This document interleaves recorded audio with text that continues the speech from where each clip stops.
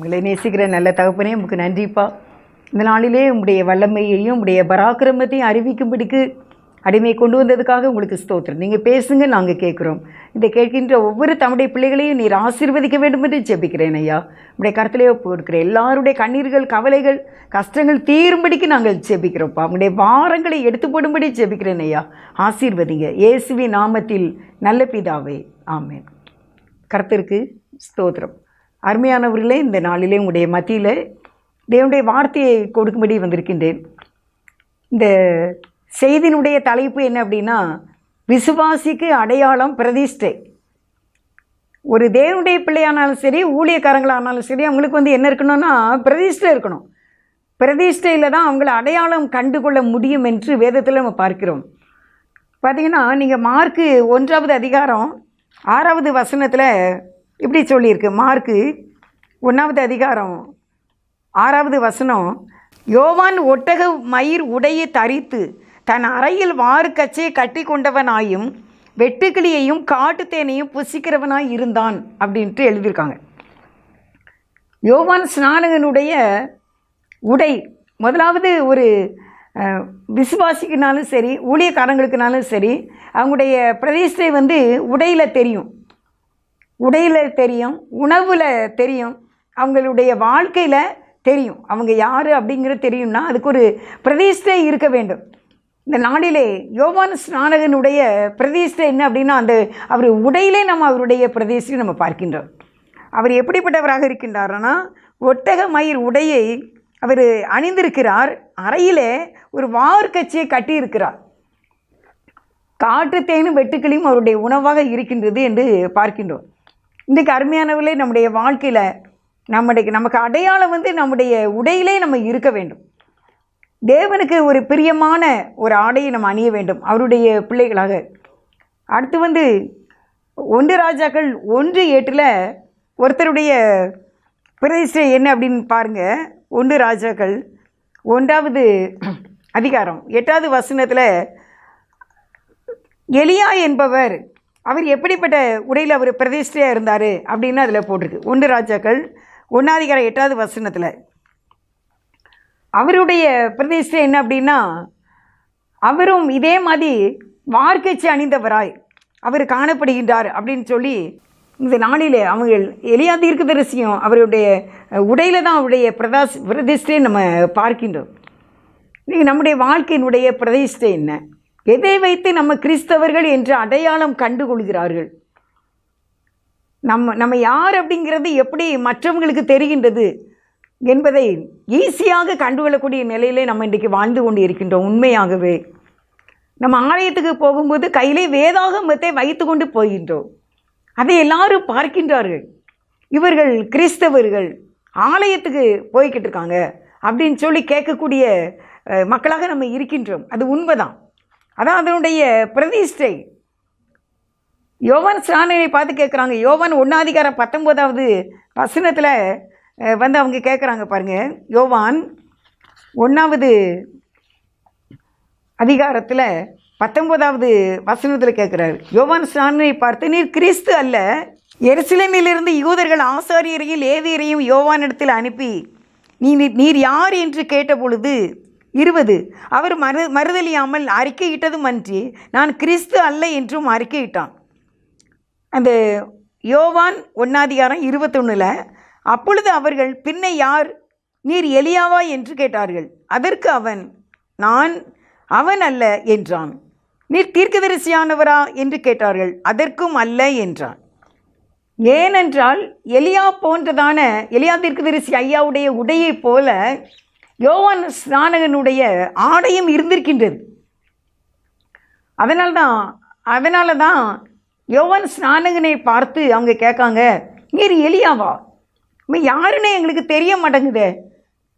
அவர் அதிகாரமுடையவராக இருக்கின்றார் யோவான் ஸ்நானகன்.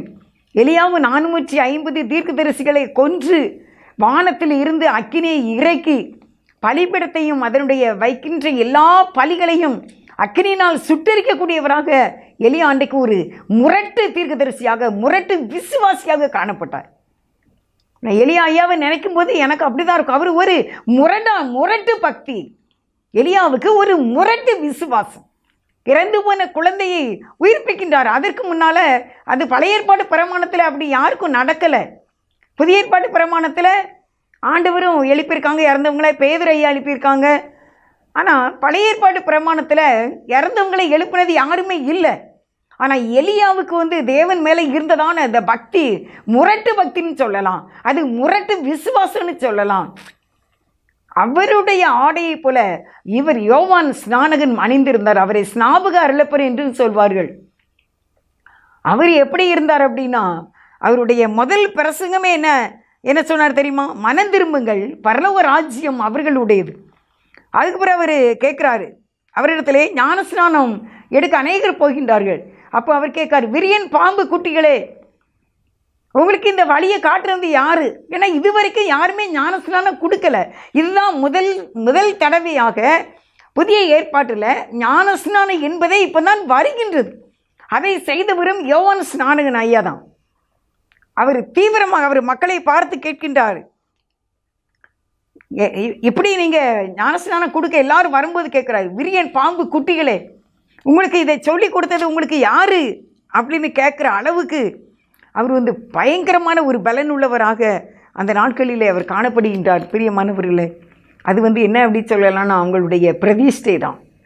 அவங்களுடைய ஆடையிலே ஒரு பிரதிஷ்டை இருந்தது, அவங்களுடைய உணவிலே ஒரு பிரதிஷ்டை இருந்ததை நம்ம பார்க்கிறோம். இயேசுபாவுக்கே ஞானஸ்நானம் கொடுக்கக்கூடிய அளவுக்கு இருந்துச்சு அவருடைய பிரதிஷ்டை. நம்முடைய வாழ்க்கையில் நமக்கு பிரதிஷ்டைகள் இருக்க வேண்டும்.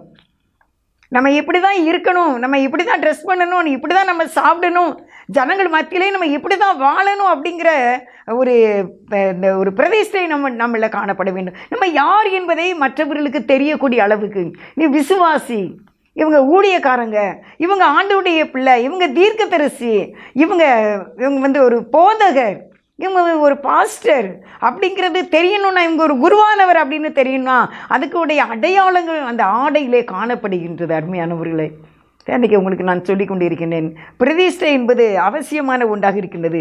யோவான் 1:21 கேட்காங்க, நீர் எலியாவா? எலியா வானத்துக்கு அக்கினியிலே பறந்து போய் விட்டார், அக்கினி ரதத்திலே. இப்பொழுது யோவான் ஸ்நானகனை பார்த்து கேட்கின்றார்கள். ஏன்னா அந்த ஆடை தான் அவர், அந்த பிரதிஷ்டையுடைய ஆடை தான் அவரை அப்படியாக காட்டுகின்றது அவங்களுக்கு. இன்றைக்கி நம்மை பார்த்து அப்படி யாராவது கேட்பாங்களா?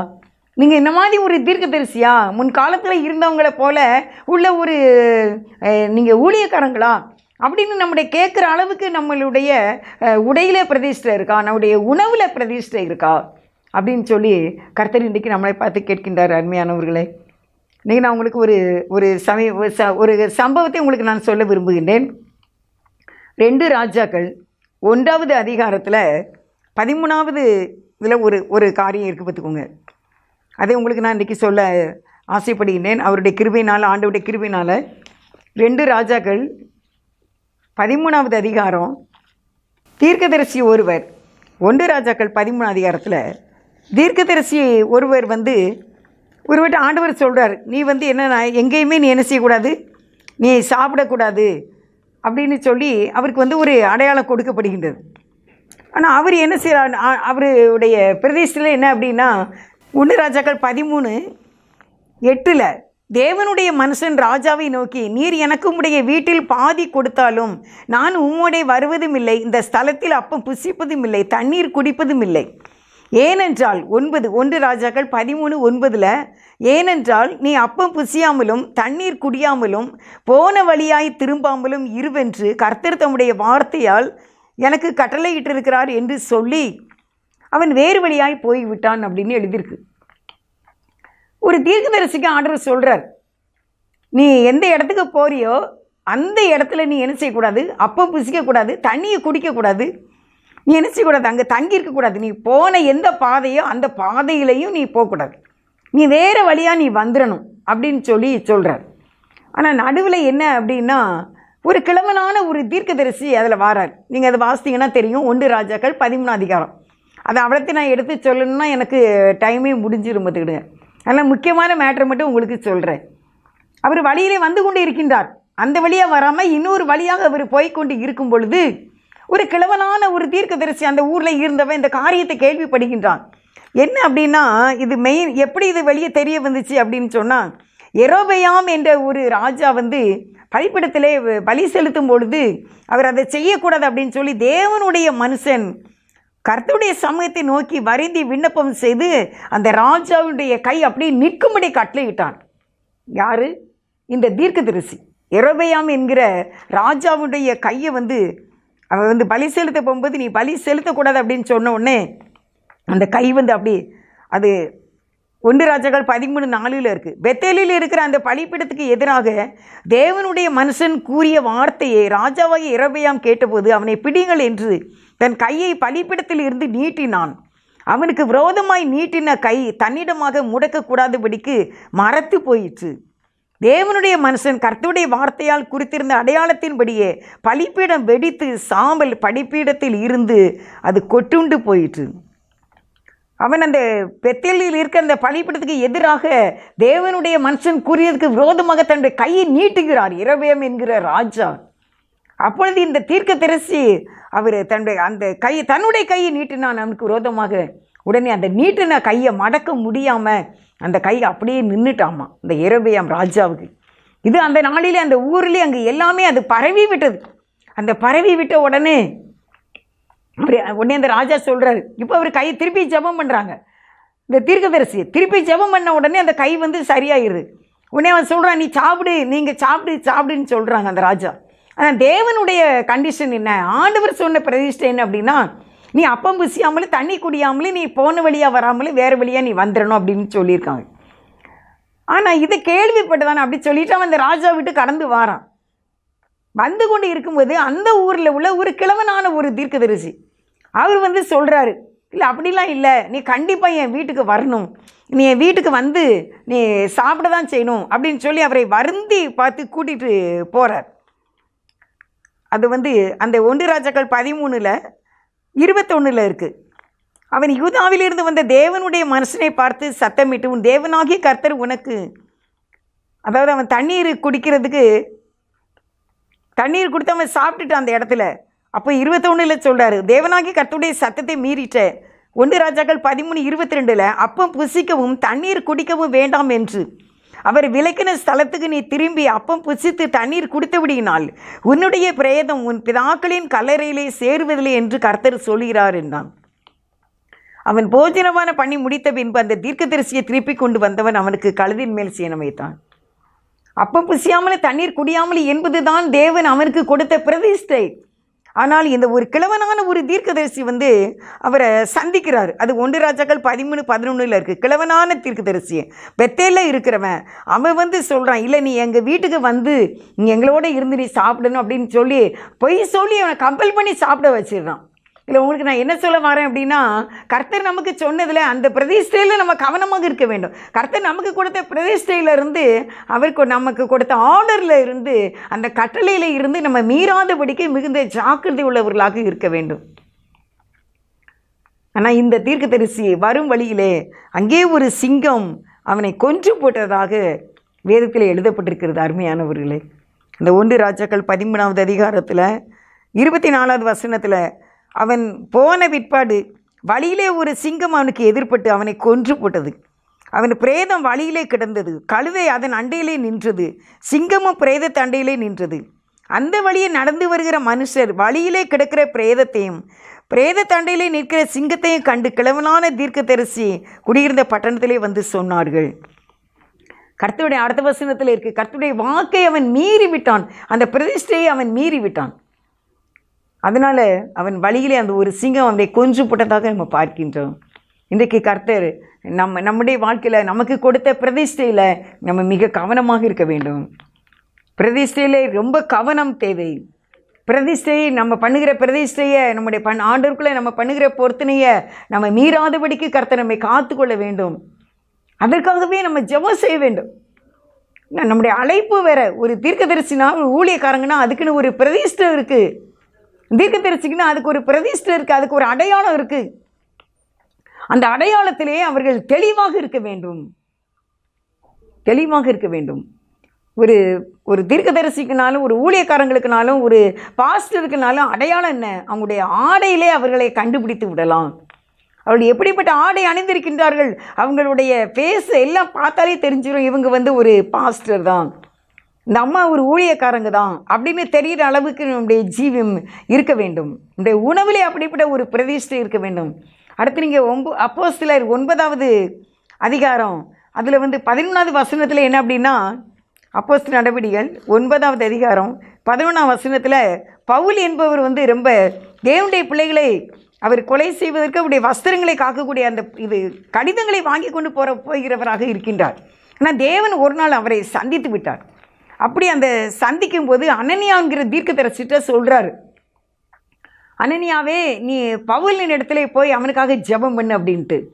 அப்போ அவர் என்ன சொல்கிறாரு அப்படின்னா, அந்த அப்போஸ்தலர் நடவடிக்கைகள் 9வது அதிகாரத்தில் சொல்கிறாரு 13ஆம் வசனம் 12-13. அனனியா என்னும் பெயருள்ள ஒரு மனுஷன் தன்னிடத்தில் வரவும் தான் பார்வையடைவும் தன்மேல் கை வைக்கும் தரிசனம் கண்டேன் என்றான். அதற்கு அனனியா, ஆண்டவரே, இந்த மனுஷன் எருசலேமில் உள்ள உம்முடைய பரிசுத்தவான்களுக்கு எத்தனையோ பொல்லாங்குகளை செய்தான் என்று அவனை குறித்து அநேகரால் கேள்விப்பட்டிருக்கிறேன். இங்கேயும் உம்முடைய நாமத்தை தொழுது கொள்கிற யாவரையும் கட்டும்படி அவன் பிரதான ஆசாரியரால் அதிகாரம் பெற்றிருக்கிறானே என்றார். அவன் பிரதான ஆசாரியர்கிட்ட கடிதங்களை வாங்கி போகின்றார். தேவனுடைய நாமத்தை தொழுது கொள்கிற யாவரையும் கட்டும்படிக்கு உள்ள ஒரு தீவிரமான ஆண்டவருக்கு விரோதமாக செயல்படக்கூடியவர் தான் பவுல். அவர் சவுலாக இருக்கும்போது இது நடந்த சம்பவம். ஆனால் அனனியாவின் இடத்துல ஆண்டவர் சொல்லுகின்றார், இல்லை, அதான் நம்ம வாசம் 9:11 என்ன சொல்லியிருக்குன்னா, அப்பொழுது கர்த்தர், நீ எழுந்து நேர் தெருவு எண்ணப்பட்ட தெருவுக்கு போய் யூதாவின் வீட்டிலே தரிசு பட்டணத்தனாகிய சவுல் என்னும் பேருள்ள ஒருவனை தேடு, அவன் இப்பொழுது ஜெபம் பண்ணுகிறான். அருமையானவர்களே, ஒரு தேவனுடைய பிள்ளையினுடைய அடையாளம் என்ன, அவனுடைய பிரதிஷ்டை என்ன அப்படின்னா, அவங்க ஜெபம் பண்ணுவாங்க. ஒரு அக்கா சொல்லுவாங்க, நான் ஜெபம் பண்ணும்போது எந்த கொம்பை வந்தாலும் அந்த இடத்த விட்டு நான் எந்திக்க மாட்டேன், எனக்கு ஜெபம் தான் முக்கியம், என் ஆண்டவர் தான் எனக்கு முக்கியம் அப்படின்னு சொல்லுவாங்க. ஒரு விசுவாசிக்கு அடையாளம் என்னன்னா ஜெபம். ஒரு தீர்க்கதரிசிக்கு அடையாளம் ஜெபம். ஒரு ஊழியக்காரங்களுக்கு அடையாளம் ஜெபம் தான். ஜெபம் இல்லாத ஒரு ஊழியம் செய்ய முடியாது. ஜெபம் இல்லாத ஒரு தீர்க்கதரிசனம் சொல்ல முடியாது. ஜெபம் இல்லாமல் ஊழியம் செய்ய முடியாது. ஜெபம் இல்லாமல் எந்த ஒரு காரியத்தை நீங்கள் ஆண்டவருக்காக செய்ய முடியாது. கஷ்டம் அது. தேவன் தானே செயல்பட வேண்டும். தேவன் தான் அதிலே இறங்க வேண்டும். அவரால் தான் முடியும். இன்றைக்கு சவுல் என்பவருக்கு ஆண்டவருடைய பிள்ளையாக அவர் மாறிவிட்டார் என்பதற்கு அடையாளம் என்ன? அவன் இப்பொழுது ஜெபம் பண்ணுகிறான். நம்முடைய வாழ்க்கையில் ஜெபம் என்பது எவ்வளவாக இருக்கின்றது. கடமைக்காக ஜெபம் பண்ணுகின்றார்கள் அநேகர். கடமைக்காக ஜெபம் பண்ணக்கூடாது. கர்த்தரோடு நெருங்கி உறவாடி ஜெபம் பண்ண வேண்டும். ஜெபத்தை நமக்கு முடிக்க மனதில்லாத அளவுக்கு நம்ம ஜெபம் பண்ண வேண்டும். ஆண்டவர் சவுலை பவுலாக மாற்றி அதற்கு பின்பு அவர் வல்லமையாக செயல்படுத்துகின்றார். அவர் எவ்வளவு அடி வாங்குறார். அவரை ஜெயிலில் கொண்டு போடுறாங்க, அடித்து எடுக்காங்க, அநேக பிரதான தலைவர்கள் இடத்துல கொண்டு விடுகின்றார்கள். ஆனாலும் அவர் ஜெபம் பண்ணுகிற ஒரு வாலிபனாக காணப்படுகின்றார். நம்முடைய வாழ்க்கையில் அருமையானவர்களே, நம்முடைய பிரதிஷ்டை என்ன? கண்டிப்பாக நம்ம காலையும் மாலையும் நம்ம ஜெபம் பண்ணி தான் ஆகணும். காலையிலே ஒரு வேத வாசிப்பு, ஒரு ஜெபம், ஒரு பாடல் நம்ம பண்ணிடணும் அதிகாலையில். அதுக்கு பிறகு நீங்கள் சாயங்காலமும் அதே மாதிரி வேதம் வாசித்து பாடல் பாடி இங்கே ஜெபம் பண்ண வேண்டும். 2 வேளையும் காலையும் மாலையும் அந்திப்பலி செலுத்த வேண்டும். அவங்க தான் விசுவாசி, அவங்க தான் ஜெபம் பண்ணுறவங்க, அவங்க தான் தீர்க்கதரிசி, அவங்க தான் ஊழியக்காரங்க. ஜெபமே இல்லாமல் எப்படி ஊழியம் செய்ய முடியும்? நான் ஒரு நாள் ஒரு கனவு கண்டேன். அது என்ன அப்படி அந்த கனவுனா, இன்றைக்கி நினச்சாலுமே எனக்கு அது ரொம்ப பயங்கரமாக இருக்கும். அந்த கனவிலே நிறைய பெரிய அண்டா இருக்கின்றது. அந்த அண்டாவிலே உணவுகள் ஆயத்தமாக இருக்கின்றது. அப்போ ஏராளமான பேர் அந்த உணவுக்காக காத்திருக்கின்றார்கள். நான் அந்த உணவை அவர்களுக்கு அள்ளி அள்ளி கொடுத்து கொண்டு இருக்கின்றேன். எல்லாருக்கும் அள்ளி கொடுத்து கொண்டு இருக்கின்றேன். கடைசியில் எல்லாரும் சாப்பிட்டுட்டாங்க. நான் இப்போ சாப்பிடணும் அப்படின்னு நான் பார்க்கும்போது அண்டாவிலே, அந்த அவ்வளோ பெரிய அண்டாவிலே உணவே இல்லை, ஒன்றுமே உணவு இல்லை எனக்கு. உடனே இந்த கனவு கண்டு நான் முழிச்சிட்டேன். முடிச்சு நான் ஆண்டவர்கிட்ட சொன்னேன், என்ன ஆண்டவரே, எல்லாருக்கும் அந்த உணவை அள்ளி கொடுத்தேன், எனக்கு கொஞ்சம் கூட இல்லையே சாப்பிட்றதுக்கு, அந்த அண்டா முழுவதுமே காலியாகி விட்டதே அப்படின்னு சொல்லிட்டு நான் அப்படியே அழுது ஆண்டவருடைய சமூகத்தை நோக்கி நான் கேட்டேன், ஆண்டவரே என்னப்பா எனக்கு இல்லை உணவு, எனக்கு உணவு இல்லையே அப்படின்னு சொல்லி, எனக்கு சாப்பாடு இல்லையே அந்த அண்டாவில் அப்படின்னு நான் சொல்லி நான் அழுத ஆண்டவர்கிட்ட நான் ஜெபம் பண்ணேன். அப்போ எனக்கு ஆண்டவர் சொன்னாங்க, நாங்கள் அந்த நாட்களிலே நாங்கள் காட்டேஜ் மீட்டிங் நடத்துகிறோம். அதிகமான ஊழியங்கள், எப்போ ஒரு நாளைக்கு 2-3 காட்டேஜ் ப்ரேயர் இருக்கும், வீட்லேயும் ஜெபக்கூட்டம் இருக்கும், ஆலயத்தில் ஆராதனைகள் ஜெபங்கள் இருக்கும், எல்லாவற்றுக்கும் தொடர்ந்து போய்கொண்டே இருந்ததுனால தனிப்பட்ட என்னுடைய வாழ்க்கையில் உள்ள அந்த ஜெப வாழ்க்கையை நான் குறைந்திருக்கிறதை தான் எனக்கு ஆண்டவர் அதை வெளிப்படுத்தினார். என்னுடைய வார்த்தையை எடுத்து நீ கொடுக்குற மற்றவங்களுக்கு இந்த அப்பத்தை, இந்த வேத வசனம் எனும் அப்பத்தை எல்லாருக்கும் எடுத்து கொடுக்கின்றாய், ஆனால் உனக்கு தேவையானதை நீ எடுக்க வேண்டுமே. ஒரு செல்லுக்கு நம்ம அதுக்கு சார்ஜர் போட்டால் தானே அது ஒர்க் ஆகும். சார்ஜர் இருந்தால் தான் மற்றவங்களுக்கு அது பயன்படும், நல்லாயிருக்கும். நமக்கு தேவைன்னா நம்ம செல்லில் நமக்கு சார்ஜர் இருக்கணும், நெட்டு கவர் கிடைக்கணும். அப்படி போல் ஆண்டவர் சொன்னாங்க, எனக்கு சொன்னாங்க, நீ என்னுடைய சமூகத்தில் காத்திருக்கணும், நீ அங்கங்கன்னு நீ போய் நீங்கள் ஜெபக்கூட்டம் நடத்துகிறீங்க, ஆனால் உனக்கு தேவையான உணவை நீ தேவ சமூகத்தில் ஆண்டவருடைய வார்த்தையை நீ எடுக்க வேண்டும், அதற்கு நீ நேரம் செலவழிக்க வேண்டும். ஊழியம் செய்தாலும் நீ ஆண்டவர் சமூகத்தில் இருக்க வேண்டாமா, நீ என்னுடைய பாதத்தில் இருக்க வேண்டாமா, ஆண்டுடைய சமூகத்திலே உட்கார்ந்து நீ ஜெபிக்க வேண்டாமா, துதிக்க வேண்டாமா, நீ ஆவியிலே அவருக்குள்ளே நீ மறுரூபமாக வேண்டாமா, என்னுடைய பாதத்திலே நீ கண்ணீரை ஊற்ற வேண்டாமா. உன் குடும்பத்துக்காக யார் ஜெபம் செய்வா, உன் பிள்ளைகளுக்காக யார் ஜெபம் செய்வா, நீ ஏன் பாதத்தில் அமர்ந்து உனக்கு தேவையான உணவை முதலாவது நீ எடுத்துக்கொள் அப்படின்னு ஆர்டர் சொன்னாங்க. பார்த்துக்கிடுங்க. அதுக்கப்புறம் அந்த ஊழியத்தின் பாதையில் இருக்குதுன்னா காலையிலேயே அந்த ஜெபத்துக்கும் அந்த வேத வாசிப்புக்கும், அதே மாதிரி இரவிலையும் அந்த ஜெபத்துக்கும் எவ்வளவு நேரம் ஆனாலும் வேத வாசிப்பையும் ஜெபத்தையும் நம்ம விட்டுவிடக்கூடாது. ஆலயத்துக்கு போய் தனிச்சமாக நம்ம பண்ணியே ஆக வேண்டும். எனக்கு தேவையான சார்ஜர் என் தேவனாகிய பரலோகத்தில் இருந்து எனக்கு தேவையான எல்லாம் எனக்கு வேண்டும். எனக்கு பாவ மன்னிப்பு வேண்டும், அதுக்கு நான் ஆண்டவருடைய பாதத்தில் இருக்க வேண்டுமே.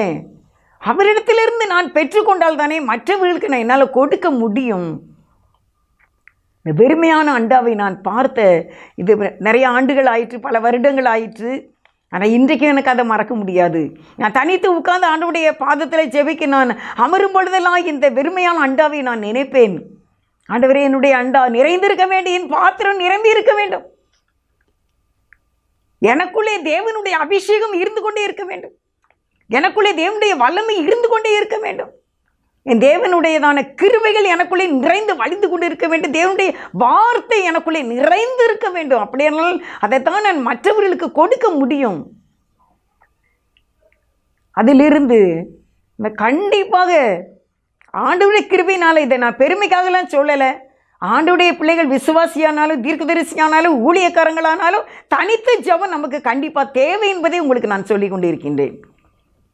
எவ்வளவு பெரிய ஊழியம் நீங்கள் இரவும் பகலும் செய்தாலும் நீங்கள் தேவ சமூகத்தில் உட்கார்ந்து இருந்து உங்களுக்கு வேண்டிய பூஸ்ட் நீங்கள் எடுக்க தான் வேண்டும் ஆண்டவருடைய கரத்தில் இருந்து. அதுக்கு நம்ம நேரம் செலவழிக்கணும். அதனால தான் பவுலின் அடையாளம் என்ன, அவன் இப்பொழுது ஜெபம் பண்ணுகிறான். அருமையானவர்களே, நம்முடைய அடையாளம் இன்றைக்கி என்ன? உங்களுடைய ஆடையில் ஒரு அடையாளம் இருக்கா, பிரதிஷ்டை இருக்கா? உங்களுடைய உணவில் ஒரு பிரதிஷ்டை இருக்கா? அது ஒரு அடையாளமாக இருக்கா உங்களுக்கு கிறிஸ்டின்னா? அடுத்து ஜெபம் பண்ணுவதில் நமக்கு ஒரு அடையாளம் இருக்கா? இன்றைக்கு ஆண்டவர் அதை கேட்கின்றார். அருமையானவர்களே, தானியேலில் நம்ம பார்க்குறோம். தானியேல் 3வது அதிகாரம் 28வது வசனத்தில் நீங்கள் பார்த்தீங்கன்னா தானியேலுடைய ஜீவியத்தை நம்ம அங்கே பார்க்குறோம். 3 அதிகாரம் 28வது வசனம். தானியேல் 3 அதிகாரத்தில் அவர் சொல்கிறார், நாங்கள் என்ன அவருடைய பிரதிஷ்டை என்ன அப்படின்னா 28ல், அப்பொழுது நேபுகாத்நேச்சார் வசனித்து, சாத்ராக் மேஷாக் ஆபேத்நேகோ என்பவர்களுடைய தேவனுக்கு ஸ்தோத்திரம், அவர்கள் தங்களுடைய தேவனை தவிர வேறொரு தேவனையும் சேவித்து பணியாமல் அவரையே நம்பி ராஜாவின் கட்டளையை தள்ளி தங்கள் சரீரங்களை ஒப்பு கொடுத்ததினால் அவர் தமது தூதனை அனுப்பி தம்முடைய தாசரை விடுவித்தார். அல்லேலூயா. தானியேல் 3வது அதிகாரம் அந்த 28வது வசனத்தில், அவர்கள் தங்களுடைய தேவனை தவிர அந்நிய தேவனை பணியாமல் அவரையே நம்பி ராஜாவின் கட்டளையை மீறி தள்ளி, ராஜாவின் கட்டளையை தள்ளி தங்கள் சரீரங்களை ஒப்பு கொடுத்தார்கள். அவங்களுடைய பிரதிஷ்டை என்ன அப்படின்னா, அந்நிய தேவர்களை நாங்கள் வணங்க மாட்டோம். நீ ராஜாவாக இருந்தாலும் பரவாயில்ல, நீங்கள் யாராக இருந்தாலும் பரவாயில்ல, நாங்கள் எங்கள் தேவனையே நாங்கள் ஆராதிப்போம் அப்படின்னு சொல்லி அவங்களுடைய பிரதிஷ்டை காணப்படுகின்றது. அருமையானவர்களே, அவர்கள் இன்றைக்கு விசுவாச வீரர்கள் என்று சொல்லப்படுகின்றார்கள். சாத்ராக் மேஷாக் ஆபேத்நேகோ உங்களுக்கு தெரியும், அவங்க 7 மடங்கு சூடாக்குன்னு நெருப்பு காலவாயிலே அவர்களை தூக்கி போட்டார்கள். ஆனால் ஒரு பக்கம் தேவனுடைய தூதன் வந்து கண்டிப்பாக குடமாக அவர் தண்ணியை ஊற்றி கொண்டே இருந்திருப்பார். நான் எனக்குள்ள எப்படி நினைக்கிறேன், அவர் தண்ணியை ஊற்ற இவங்களுடைய கண்களுக்கு தான் அது நெருப்பாக இருந்துக்குமே ஒழிய, அங்கே நிற்கின்ற 3 பேருக்கும் அந்த தண்ணி, அந்த அக்கினி ஜுவாலைகள் அவர்களுக்கு இனிமையாக தோன்றியது. ஒரு ஏசியில் இருக்கிற மாதிரி தேவன் அங்கே வந்து விட்டார் அவர்களுக்காக. அவங்களுடைய பிரதிஷ்டை என்ன, எங்கள் தேவனை தவிர நாங்கள் யாரையும் ஆராதிக்க மாட்டோம். இன்றைக்கு ஆண்டவரை ஏற்றுக்கொண்டு ரட்சிக்கப்பட்டவங்க கூட ஜாதகம் பார்க்க போகலான்னு நினச்சேன் அப்படின்னு சொல்கிறாங்க. எப்படி அப்படிலாம் சொல்கிறதுக்கு மனசு வருது? எங்கெல்லாம் நாங்கள் போகிறோம் அப்படிலாம் சொல்லிடுறாங்க. ஆனால் நம்முடைய பிரதிஷ்டை இந்த தேவனை மட்டும் ஆராதிக்க வேண்டும் என்பது இருந்தால் கண்டிப்பாக இந்த அடையாளத்தின் மூலமாக அநேகர் ரட்சிக்கப்படுவார்கள். நீங்கள் அதே தானியேல் 3 அதிகாரம் 29, ஆதலால் சாத்ராக் மேஷாக் ஆபேத்நேகோ என்பவர்களுடைய தேவனுக்கு விரோதமாக தூசண வார்த்தையை சொல்லுகிற எந்த ஜனத்தானும் எந்த ஜாதியானும் எந்த பாஷைக்காரனும் துண்டித்து போட கடவன், அவன் வீடு எருக்களமாக்கப்படும் என்று என்னாலே தீர்மானிக்கப்படுகிறது. இவ்விதமாய் ரட்சிக்கத்தக்க வேறொரு தேவன் இல்லை. அது 30 நீங்கள் பார்த்தீங்கன்னா, தானியேல் 3:30, பின்பு ராஜா சாத்ராக் மேஷாக் ஆபேத்நேகோ என்பவர்களை பாபிலோன் தேசத்திலே உயர்த்தினான். அவர்கள் தேவனை தவிர வேறு எதையும் ஆராதிக்க மாட்டோம் என்று சொன்னதுனால அவர்களுக்கு ஒரு உயர்வு வந்து, அந்த பிரதிஷ்டையுடைய பலன் என்ன? உயர்வு. பிரதிஷ்டை எங்கே கொண்டு போவோம்? சிங்காசனத்துக்கு கொண்டு போவோம். பிரதிஷ்டை தான் நம்மளை உயர்வுக்கு கொண்டு போகும். தானியேல் அப்படிதான், அவர் சிங்காசனத்துக்கு போனார், கொலு மண்டபத்துக்கு போனார், சிங்கங்களின் கெவிலே அவரை போட்டார்கள், ராஜாவை வணங்க சொன்னார்கள், அவர் ராஜாவை நான் வணங்க மாட்டேன் என்றார். அதனாலே அவரை சிங்கங்களின் மத்தியிலே போட்டாங்க. தேவன் அவரை தானியேலை சிங்கங்களின் மத்தியிலே காப்பாற்றினபடினால அதற்கு பின்பு அவர் உயர்த்தப்பட்டார். பிரதிஷ்டை நம்மளை சிங்காசனத்துக்கு கொண்டு போகும். பொருத்தனைகள் நமக்கு உயர்வை தான் கொடுக்கும். ஒரு நாளும் பிரதிஷ்டைகள் நம்மை தாழ்த்தாது, பொருத்தனைகள் நம்மை தாழ்த்தாது. ஆடையில், உணவில், தேவனை மட்டும் ஆராதிக்கிறதுல, ஜெபம் பண்ணுகிறதுல, இந்த தேவனை தேடி தேவனுடைய ஆலயத்துக்கு நீங்கள் காலையும் மாலையும் போகிறதில்ல, அது உங்களுக்கு என்றைக்குமே அது உயர்வு தாங்க. அந்த உயர்வு இல்லாமல் இருக்காது. உங்களால் ஒரு சிறு ஊழியம் நீங்கள் செய்தால் கூட, நீங்கள் ஒரு சண்டே கிளாஸ் டீச்சராக இருக்கலாம், ஒரு யூத்தில் உள்ள ஒரு டீச்சராக நீங்கள் இருக்கலாம், ஒரு பெண்கள் ஐக்கியத்தில் நீங்கள் இருக்கலாம். உங்களை பார்க்குறவங்க சொல்லுவாங்க, இவங்க இந்த மாதிரி ஐக்கியத்தில் இவங்க இருக்காங்க, இந்த மாதிரி இவங்க ஜெபம் பண்ணுறாங்க, இந்த பிரதிஷ்டையானது உங்களை உயர்த்தும் என்று சொல்லி நான் சொல்லுகின்றேன். இவங்களையெல்லாம் உயர்த்தின ஆண்டவர். யோவான் ஸ்நானகன், அவர் ஆடையில் அவர் பிரதிஷ்டையை பார்த்தோம், அவர் இயேசுவாவுக்கு ஞானஸ்நானம் கொடுத்தார். எலியா என்பவர், அவர் தீர்க்கதரிசியாக இருந்த அவருடைய ஆடையிலே அவர் பிரதிஷ்டையை காட்டினார். அவர் அக்கினி ரதத்திலே பரலோகத்துக்கு சென்றார். சவுல் என்பவர் ஜெபம் பண்ணினார். அவர் கர்த்தருக்காண்டி வல்லமையான ஊழியக்காரனாக, அப்போஸ்தலனாக அவர் மாற்றப்பட்டார். சாத்ராக் மேஷாக் ஆபேத்நேகோ என்பவர்கள் தேவனை மட்டும் ஆராதிப்போம் என்று சொல்லி அவர்கள் அந்த பிரதிஷ்டை அவர்கள் காத்து கொண்டதுனால அவர்களுக்கு உயர்வு, ப்ரமோஷன் வந்தது. நாளிலே நம்முடைய பிரதிஷ்டை என்ன? நீங்கள் கர்த்தருக்குள்ளே கொண்ட பிரதிஷ்டையை நீங்கள் காப்பாற்றி கொண்டு இருக்கின்றீர்களா? பிரதிஷ்டையிலே கவனம் இருக்கின்றதா? பிரதிஷ்டை தான் உங்களை உயர்த்தும். பிரதிஷ்டை தான் உங்களை சிங்காசனத்துக்கு, பிரதிஷ்டை உங்களை பரலோகத்துக்கு கொண்டு போகும். உங்களுடைய அடையாளம் என்ன? உங்களுடைய பிரதிஷ்டை என்ன? அடையாளம் என்ன? பிரதிஷ்டையில் நம்ம கவனமாக இருக்க வேண்டும். பிரதிஷ்டை பண்ண வேண்டும். அதிலே நம்ம கவனமாக தெளிவாக இருந்து அதை காத்து கொள்ள வேண்டும். கர்த்தர் நம்மை உயர்த்துவார். ஜெபம் செய்வோம். உம்மை போல் யாருண்டு எந்தன் இயேசுநாதா, இந்த பார்தலத்தில் உம்மை போல் யாருண்டு, உம்மை போல் யாருண்டு எந்தன் இயேசுநாதா, இந்த பார்தலத்தில் உம்மை போல் யாருண்டு. இன்றைக்கு நான் செய்யும் இந்த தீர்மானத்தை என்றைக்கும் காத்திட ஆவியால் நிரப்பும். நூறுக்கும் ஊருக்கும் உடையும் வனையும் உமக்கே உகந்த தூய சரீரமாய், ஐம்பொறிகளையும் உமக்குள் அடக்கும் இயேசுவே ஆவியால் நிரப்பும். வெற்றி வாழ்க்கையுள்ள மகளாய் திகழ அக்கினி என்னுள்ளம் நிரப்பும். உம்மை போல் யாருண்டு எந்தன் இயேசுநாதா, இந்த பார்தலத்தில் உம்மை போல் யாருண்டு. எங்களை நேசிக்கிற நல்ல பிதாவே, உமக்கு ஸ்தோத்திரம். ஏசப்பா தேவனே, நாங்கள் எடுக்கிற பிரதிஷ்டையிலே நாங்கள் தெளிவாக, நாங்கள் கவனமாக இருக்க எங்களுக்கு நீர் உதவி செய்ய வேண்டுமாய் ஜெபிக்கிறோமப்பா. உமக்காக நாங்கள் ஆண்டவரே உமக்கு அடையாளங்களாக இருக்க வேண்டும். ஆண்டவரே, ஜெபிக்கிறவங்களாக, ஆடையிலே நாங்கள் பிரதிஷ்டை உள்ளவர்களாக, உணவிலே பிரதிஷ்டை உள்ளவர்களாக, ஜெபத்திலே பிரதிஷ்டை உள்ளவர்களாக, உங்களை மட்டும் ஆராதிக்கிறதிலே பிரதிஷ்டை உள்ளவர்களாக நாங்கள் காணப்பட, எல்லாருக்கும் இரக்கம் காட்டக்கூடியவர்களாக அந்த பிரதிஷ்டையில் எங்களை திடப்படுத்தி, எங்களை ஆசீர்வதித்து, எங்களை உயர்த்தி, இந்த பிரதிஷ்டை எங்களை பரலோகத்துக்கு கொண்டு போகணும். இந்த உலகத்தில் எங்களை சிங்காசனத்துக்கு கொண்டு போகணும். இந்த உலகத்திலே நாங்கள் உயர்த்தப்பட வேண்டும். தீர்க்காயுசோடு இருக்க எல்லாரையும் ஆசீர்வதிக்க வேண்டும் என்று இயேசுவின் நாமத்தில் வேண்டிக் கொள்கிறேன். ஜீவனுள்ள நல்ல பிதாவே, ஆமேன், ஆமேன். God bless you.